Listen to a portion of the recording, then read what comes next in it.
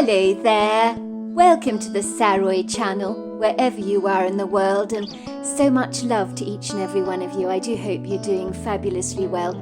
I'm doing great, thank you very much, and I'm so glad you've joined me tonight for a fantastic story, because have I got a lovely story for you tonight that you're going to really love. And as I say, life is all the richer for a good story, isn't it? And let's get started with tonight's story.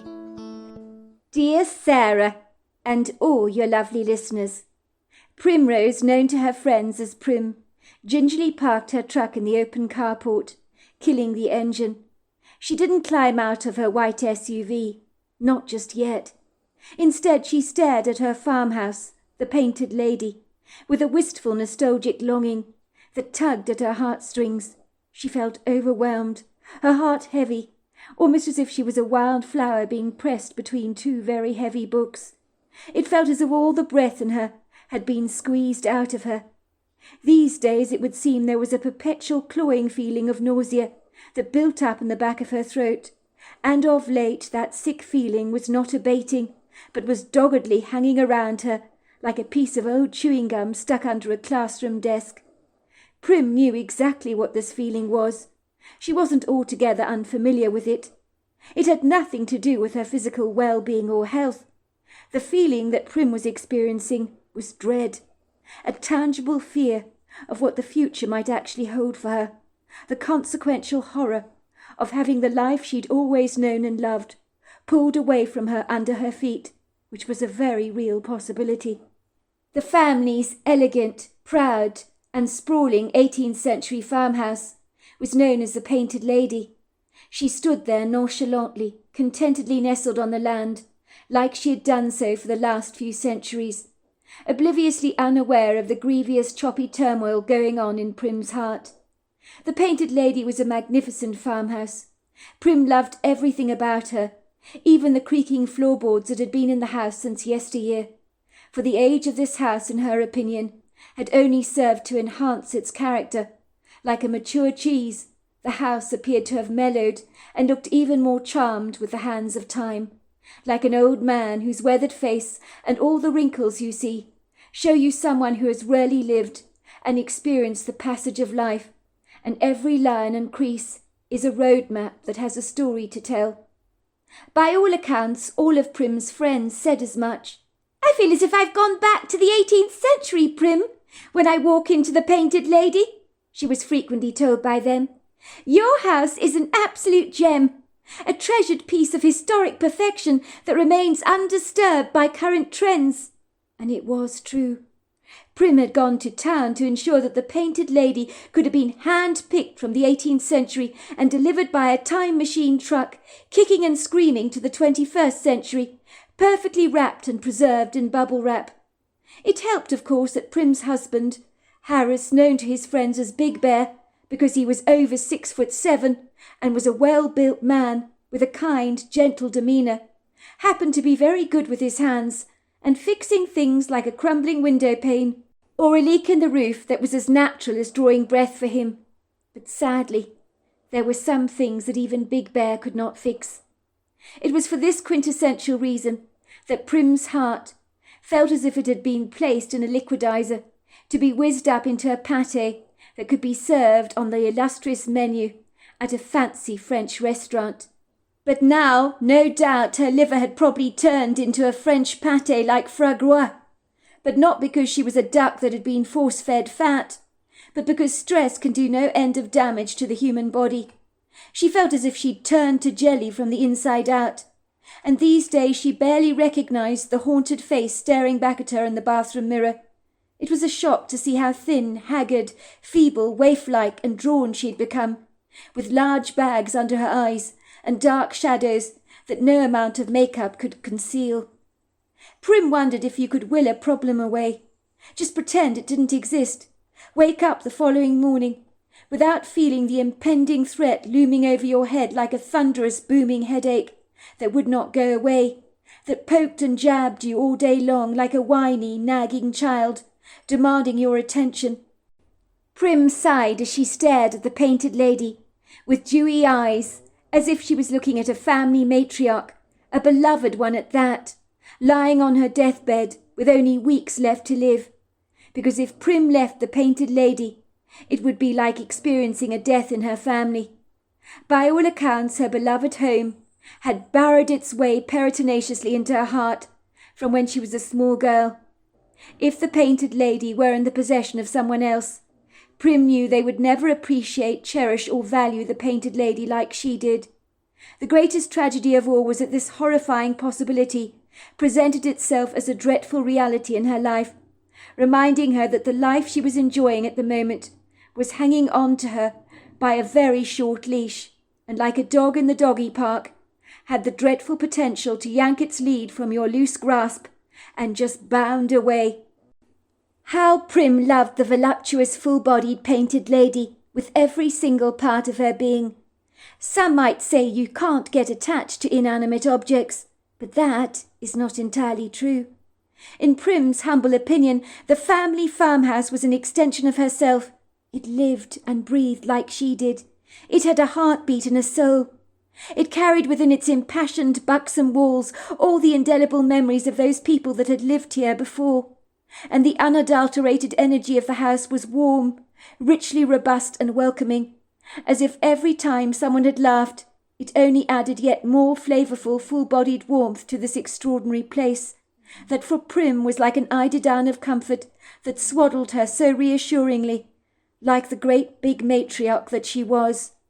Leaving this house to her would be like abandoning a drowning kitten on the side of the road, and letting the cold calculating hands of fate decide what would be the poor thing's ultimate end. Prim loved the large, old-fashioned open fireplaces, where the family thoroughly enjoyed the most magnificent crackling fires during the winter season that would magnanimously warm up the entire house. She loved the old range cooker and the wood-burning stove, the high ceilings and the old-fashioned kitchen that looked as it probably did in the 18th century, with a central table used as a worktop, with underlying shelves to store all your crockery and mixing bowls. And then there was a large walnut wooden table with matching chairs, overlooking the stunning kitchen windows, with prepossessing views of the countryside, where the family enjoyed their meals. Ostensibly there were no formica, laminate, granite or quartz worktops, or built-in cupboards made from plywood, fibreboard or wood, that you would find in a more modern, conventional kitchen. Instead, the kitchen looked exactly as it would have done in the 18th century, although the Painted Lady did indeed possess a modern refrigerator, a dishwasher and a washing machine that were discreetly well hidden in the far corner of the parlour, as if they were shameful additions that should not be seen and not heard. The essential modern accessories, if you like, that Prim and her husband could not live without. There was also a sizable pantry for food storage, a walnut dresser covered in a stunning display of family china, and everything looked authentically in keeping with the age of the house. As Prim was momentarily caught up in her revelry, she heard her beloved large black Labrador Heathcliff barking excitedly from inside the house. No doubt he'd heard her truck approach, and whenever Prim returned home, she received a royal welcome. She marvelled how her dog would always see her as the hero in his life, and what had she done to deserve such devoted adoration, she could not fathom. She smiled to herself when she noticed her grey cat Smudge staring at her through the kitchen window. His yellow eyes seemed fixated on one spot, or maybe the cat was not actually staring at her at all, but was in fact viewing the formidable grey overcast weather which threatened to rain. She could not be sure, but one thing was certain: Smudge did not look remotely impressed. She knew that unamused, flaming Nora look only too well, from when she gave Smudge the wrong brand of cat food, and boy did she know about it, when Smudge pushed the food away with a disgruntled paw, giving her a malcontent, disgusted look. Maybe he was grievously annoyed, because the grim weather threatened his rat-hunting expedition that he'd been clandestinely planning for later in the evening. Who knew what went on in her cat's mind? But Smudge was an excellent ratter, and it wasn't uncommon to find half-eaten dead carcasses of rats lying under her kitchen table in the morning, or worse still, under their king-size bed in the bedroom, a grisly, unwelcome sight that Prim never got over. Gruesome murder scenes were not Prim's thing, and Smudge was by no means a clean killer. He tore his quarry apart unscrupulously, and Prim was always finding rats' legs, tails and decapitated heads lying strewn all over the house, but you didn't own a cat like Smudge if you were remotely squeamish. The good news, if there was any at all to be gleaned from the mess that she and her husband Big Bear found themselves embroiled in of late, was at the very least the weather had the potential to revert from being bad to good. Washington weather was renowned for being unapologetically fickle, like a woman who changed her husband as often as she changed her bed linen. One minute the sun would shine, the day would look promisingly inviting, so you could indulgently imagine yourself lying back on a sun lounger soaking up the delicious sun like a salamander. But moments later the heavens would open, and the rain would bucket down without apology. It could last for hours, minutes, and it could even drizzle for days on end.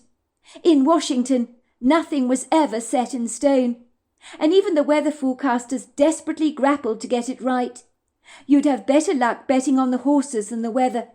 It was certainly a grim day, mirroring the lugubrious melancholia in Prim's heart.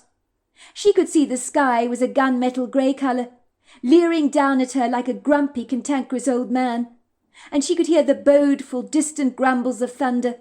The wind wailed and whistled, the farmhouse windows rattled, and the trees on the property waved their boughs around friskily, as if congregations of spirited people at an open-air concert were dancing wildly to the music, after getting slightly stoned from either drugs or alcohol.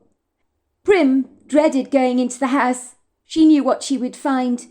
It was hard to overlook what would likely be lying tossed over the entrance hall floor. More and more final demands and threats for outstanding medical bills that still needed to be paid. When would it ever end? The large showers of brown envelopes were more predictable and certain than the weather, and nothing could rob your joy faster than a final demand in the post. Prim had not regretted spending a huge amount of money on her mother's cancer treatments. Not that all the excessive expenditure had helped in enhancing her mother's last days, or even extending her life. Prim had loved her mother dearly, and done her level best to nurse her through those rough remaining months of her life. But long after her mother's death, the mounting medical bills that were generating faster than a colony of ants were not going away. They were like termites in the wood, eating away at everything with a voracious appetite. And just when you thought you'd exterminated the problem, there'd be another fortuitous outbreak somewhere else, and things were steadily getting out of control. The medical bills kept falling out of the sky like autumn leaves, only there was nothing golden or arresting about these bills. Prim and Big Bear had been astounded by her mother's medical expenses, wondering how it was possible for bills to be so outrageously steep. It had been such an appalling shame that her mother had no medical insurance, so that Prim and Big Bear had been forced to dig deep into their pockets and to pay for every treatment that her mother needed.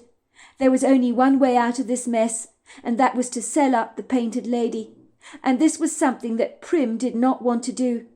It felt as if someone was ripping her arm or leg off, because the Painted Lady belonged to her. It was such a tangible part of her life, and she was not willing to relinquish it. But if she and Big Bear did not sell the Painted Lady, how would they ever pay for her mother's medical bills? The Painted Lady had been her great-uncle's farmhouse, and as a little girl Prim had played on the property with her brother and sister. How she had loved the place! She told her great-uncle Walter often enough. "When I'm big, I'm going to live here at the Painted Lady," she told him with great conviction. "It's the best farmhouse in the whole wide world." At the age of 18 years old, after Uncle Walter had tragically died, he had bequeathed her the Painted Lady, and she had never looked back. In his last will he said, "I left the Painted Lady to you, my dearest Prim. I know you will take very good care of her, for you fully understand and appreciate her like I always have, and that she's not just a house, but embodies the memories of all that have lived in her before. I know you get that, Prim. For some, the Painted Lady is all but bricks and mortar, but you and I know very differently about the place. That is why I left her to you. I am not playing favourites here with your sister or brother, who I have gifted generously with money. But the Painted Lady, my greatest worldly treasure, is yours, Primmy. I know she will be very safe under your charge, and that you will take great care of her, preserving her historic integrity as an 18th century farmhouse." Her uncle's ingenious, wholehearted message, spoken from beyond the grave, carried in Prim's heart a weight of obligated responsibility. If she and Big Bear sold the Painted Lady, they would have let down not only themselves, but the Painted Lady and great-uncle Walter as well. When Prim married her childhood sweetheart, Big Bear, this idyllic, tranquil sanctuary, the voluptuous Painted Lady, became their beloved and most precious marital home. The Rubenesque farmhouse was a beguiling salmon-pink colour, and fully embodied a glamorous, full-figured lady, languidly stretching out her shapely legs across a verdant lawn. And whether the weather be gloomy or bright, the Painted Lady never failed to look spectacularly dramatic and arresting. Ostensibly under a blue sky, she came across as cheerful and bright. Under a dark, foreboding, lugubrious sky, she appeared theatrical and dramatic, like a stunning actress confidently seizing the limelight. But whether the weather be sunny or dull, the prepossessing Painted Lady remained resolutely glamorous. Prim glanced up at the grey sky that was deepening in intensity, as if someone had turned down a dimmer switch. She climbed out of her SUV rather reluctantly, removing a couple of grocery bags from her trunk. She was greeted to the frisky chill of a whipping wind nuzzling her face. She was glad that her 2 children, 8-year-old Lily and 6-year-old Denny, were both staying at her husband's parents' house for the next 3 weeks or so, while she and Big Bear decided what they were going to do about the mounting bills that threatened to ruin their lives. It was as good as a pistol being held to the temple, for these financial problems were not going away any time soon. What the hell was she going to do? She'd be damned if she had to sell this magnificent home. Surely there was a way out of this mess, but she didn't want to be borrowing money from a debt collector. That was the worst thing you could possibly do. Those treacherous people were like sharks and would come after you, threatening your life if you didn't pay them back in time. Prim sashayed to the front door, weighted down by the 2 plastic bags in her hand, one that looked like it was about to snap open, as the plastic handles were a bit on the flimsy side, as somehow the bags were not made as well as they used to be. Heathcliff's barking became more excitable, as he sensed his master getting closer and closer, and once she opened the door, he bounded out. He was sniffing her legs, wagging his tail ebulliently, and giving her an enviable welcome. Heathcliff always liked to sniff Prim's clothes after she'd been out, as if the fabric was like a book, filled with interesting information about where she'd been. And if on her journey beyond the house she had sneakily had an interaction with a dog, Heathcliff would know all about it, for he had an incredible sense of smell. On one occasion, when she'd visited a good friend of hers who owned a shaggy dog, Heathcliff had barked at her clothes when she returned home, almost as if the shaggy dog himself had trespassed into their house. Prim glanced briefly down at the letters lying on the flagstone floor that had been pushed through the letterbox by the postman. Her heart lurched at once, and she could see yet more bills lying strewn over the floor, and in a moment of sheer unadulterated madness she put down her shopping and gathered the brown envelopes together, letting out a frustrated scream and tearing them up into tiny pieces. Heathcliff, who was sitting on his haunches, studying Prim through his devoted dark eyes, giving Prim a befuddled look, was lightly wondering why on earth she was tearing up the mail like she did. Was this some kind of new game he hadn't got the hang of yet? It certainly had felt good to shred up the bills into tiny pieces of confetti that were now scattered across the floor of the entrance hall, like brown petals, but Prim knew that tearing them up made no difference at all. Somewhere here in America, on a medical computer, the bills that had mounted up were being glibly recorded, and these nasty brown envelopes would keep coming and coming, and if they were ignored for long enough, things would ultimately get a whole lot worse, until one day a nasty-looking debt collector, likely with an ugly scar and a mean skull, with biceps that would make Popeye squirm, would arrive at her door like a bad smell, slamming around his fists and demanding to take away all their household goods to pay off some of their bills. It was a while later when Big Bear himself had returned from his job in Spokane. He hadn't failed to notice the temper tantrum of torn-up envelopes that bespeckled the hall, which he had discreetly picked up and tossed away in the trash. When he entered the kitchen, he was pleasingly greeted to the delicious smells of pasta, basil, tomato sauce and bacon, and his wife Prim standing over the range oven, looking as if she was attending to the meal. But Big Bear could see Prim's thoughts were miles away. He knew she was very worried about how they were going to pay their bills. His wife was wearing the weight of the world on her shoulders, and recently she'd lost so much weight, brought on by all the worry. She was now having to hold up her jeans with a belt. Her skin looked dull and listless, as if all the colour had been evacuated from her face. Her narrow face was now gaunt, her eyes so full of melancholia, so much so that it sometimes hurt Big Bear to just look at his wife. It grieved his heart greatly to see his wife like this. He'd do anything to alleviate the burden of their financial situation that threatened to swallow their lives up like an unrepentant whale.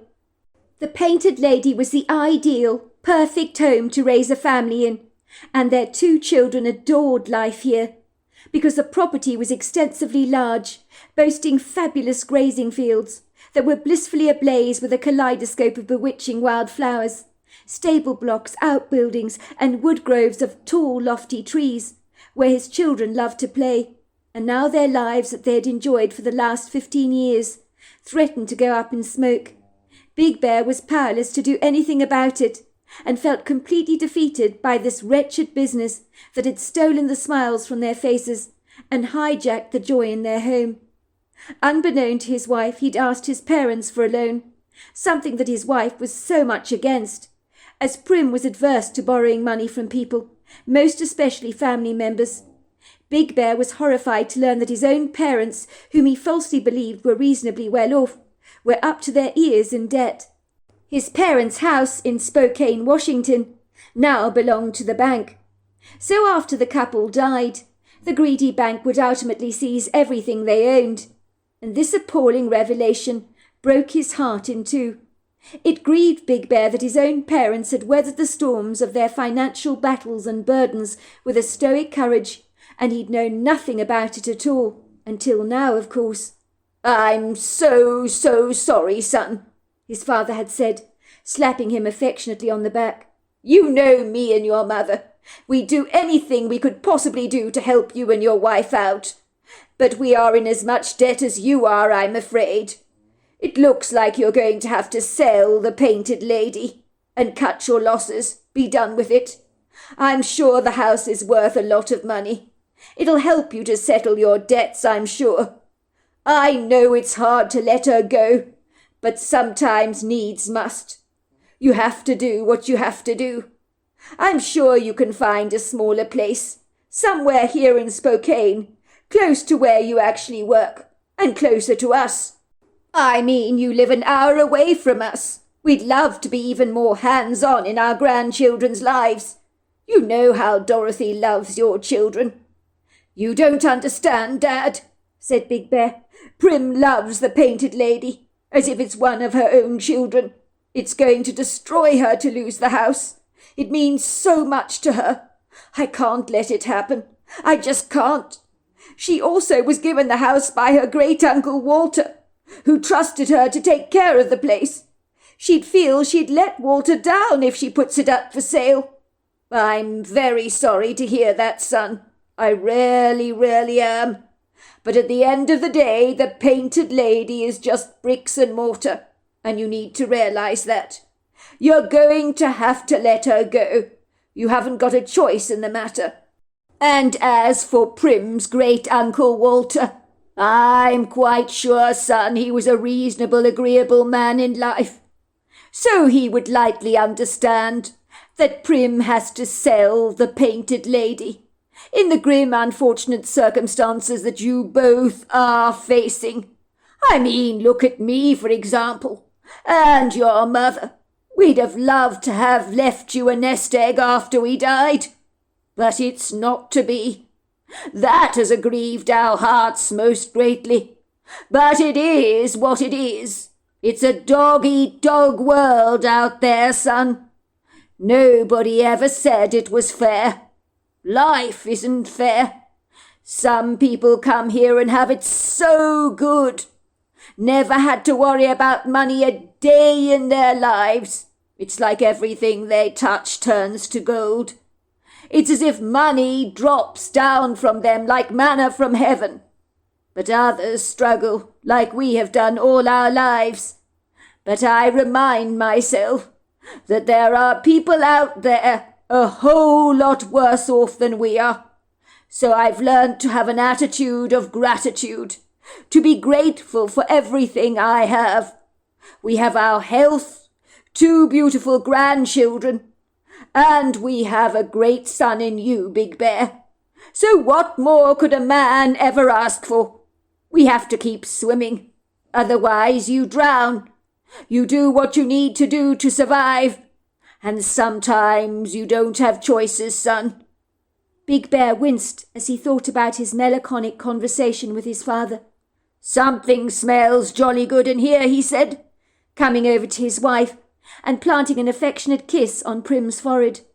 Prim turned around with a steaming wooden spoon in her hand, stained with tomato juice. She waved the spoon in the air, as if it was a pickaxe she'd like to throttle someone with. I'm sorry, Big Bear. I'm sorry to be like this. I know I seem like a spoiled brat, she told her husband, but I don't want to sell the painted lady. I can't sell her. I love this place, like I love my children, like I love you. I can't explain it, Big Bear, but this place means so much to me, she said, tears spilling down her cheeks. This place is ours. We're meant to live here. It belongs to us. It's an extension of us. Why do we have to be burdened with so much debt? It's just not fair. It's insane. Big Bear removed the spoon from his wife's hands and held her in his arms tightly. We'll think of something. I know we will. Big Bear was not feeling entirely confident that he would think of anything at all, but his comforting, consolatory words appeared to dry up his wife's tears, and she looked at him with a glimmer of hope in her eyes. Do you think so, Big Bear? She asked obsequiously. Do you really think we'll find a solution? Yes, I do, said Big Bear gingerly. If the painted lady is meant to be ours, something is going to happen to enable us to keep her. Now how about some of that delicious-looking spaghetti? It smells fabulous. Before long, the couple were indulging in big bowls of steaming pasta, swathed in tomato sauce and bacon. This is fantastic, said Big Bear. It's weird not having the children around, running around the place, causing mayhem wherever they go. But they're having an amazing time with their grandparents, you know. What's my mother like, spoiling them rotten she is? They'll come home with cavities in their teeth. I know my mother's giving them far too much candy. When I arrived at the house, she'd been making the kids funnel cakes like you get at the fair. They were eating so many sweet treats. I don't think they'll have any space for their dinner this evening. Well, I'm glad they're not here, sweetheart, said Prim, taking her husband's hand in hers. I know I'm not looking my best. And you know what children are like. They pick up your sad energy. Even when I was in town today, Mrs. Gray came up to me, asked me if I was ill. Can you believe that? I mean, talk about kicking a dog when it's down. She said to me, Dear, you look dreadful. Maybe she's just worried about you. Sometimes people tell you the truth to be kind, to draw your attention to a problem that you need to address. Their words are well-meaning, but they can be construed as being cruel. I don't mean to be unkind myself, but you're looking very thin these days, Prim. You've lost so much weight. You've got black bags under your eyes, and I know it's because you're worried about losing the painted lady. But we'll think of something. We won't have to sell her. But for God's sake, Prim, start to eat something before you waste away before my very eyes. Big Bear ran his large hand across his chin. He made a strange noise in the back of his throat, shuffling awkwardly in his seat as he rolled more pasta on a fork. Talking about wasting away. You know old Violet Lorrington? She passed away a couple of days ago, I'm afraid. I didn't really want to tell you, but people in town talk. I knew you'd find out sooner or later with the way the folk gossip. I believe the property next door will soon be sold. Ben Lorrington's moving to a retirement home." "Violet Lorrington is dead?" asked Prim. "That's dreadful, dreadful news. She was a lovely old lady. That is so, so sad. Poor old Ben. I feel so sorry for him. He adored his wife. When I was a little girl, I'd look at that couple and say to myself, when I'm old, I want to be exactly like them. I mean, those two could finish each other's sentences, and they were an adorable couple, always holding each other's hands wherever they went. And the way Ben would look at his wife Violet, there was so much love and adoration in his eyes. He adored his wife. As kids, we would amble through our wood grove to get to their property because there's a path in there, and they were always so pleased to see us. Violet would cook the most irresistible cakes you've ever tasted. So soft and fluffy they were. She was also a fabulous seamstress. She made the most magnificent patchwork quilts, the best I've ever seen." "Well, they're getting older, aren't they?" said Big Bear. "Unfortunately, death happens to us all. It's not something we can avoid, prevent, or escape from. And as you know, Violet tragically had breast cancer that had metastasized, so she was dying. It must have hit Ben very hard. I understand he doesn't want to have a funeral. He's going to take a cruise liner, scatter his wife's ashes across the Mediterranean, as that, I believe, is what she wanted. I thought it would be nice for us in the morning to pay him a visit. The farmhouse is now on the market, so we will possibly be expecting new neighbours any time soon. I gather Ben is moving to a retirement property by the coast, and will be around men and women of similar ages to him, so he can play chess all day long and every day to his heart's content, with many willing partners, I'm most sure. You know how Ben loves his game of chess. I suspect the man will be in his element recruiting new players." "There is one problem," said Prim. "No one can ever beat Ben Lorrington at a game of chess. It's impossible. Do you know, I considered myself a pretty good chess player until I played with him, and then I realized that I was lousy. Every time you play chess with him, I kid you not, 2 minutes into the game, it's checkmate. The game is over before it's even started." "Well, he is a chess champion, is he not? One of the best." "Well, he will alienate everyone at the retirement home if he checkmates everyone too soon into the game. It certainly put me off playing with him again. I felt like such a loser. I like to play a game with the faint possibility I might just win. But there is no hope of winning a game of chess with the likes of Ben Lorrington. That ain't going to happen." So there we are. That's the end of part 1 of our story. Part 2 is tomorrow night. Until next time, goodbye and good night.